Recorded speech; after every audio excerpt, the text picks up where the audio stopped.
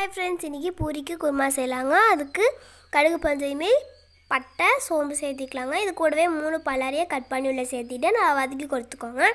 இது நல்லா வதங்கினதுக்கப்புறமா ஒரு தக்காளியை கட் பண்ணி உள்ளே சேர்த்திட்டு நல்லா வதக்கி கொடுத்துக்கோங்க. இப்போது 3 உருளைக்கிழங்க நல்லா பொடிச்சு உள்ளே சேர்த்திட்டு நல்லா வதக்கி கொடுத்துக்கோங்க.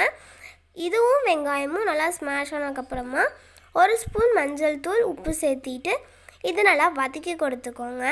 பூரி குருமா செய்யும்போது ஒரு தாட்டி மண் சட்டியில் செஞ்சு பாருங்கள், டேஸ்ட்டு சூப்பராக இருக்கும். இப்போ நல்லா முங்குற அளவுக்கு தண்ணி சேர்த்திக்கோங்க. வெங்காயமும் உருளைக்கிழங்கும் நல்லா வேகட்டும். இது நல்லா கொதி வந்ததையுமே 2 ஸ்பூன் பொட்டுக்கடலை மாவு எடுத்துக்கோங்க. இது கூட தண்ணி சேர்த்திட்டு நல்லா தண்ணி மாதிரி கலக்கிட்டு நம்ம குருமாக்குள்ளே உள்ளே சேர்த்திட்டு நல்லா கலந்து கொடுத்துக்கலாங்க. இது ஒரு கொதி வந்ததையுமே நம்மளோட சூப்பரான பூரி குருமா ரெடி. பாய்.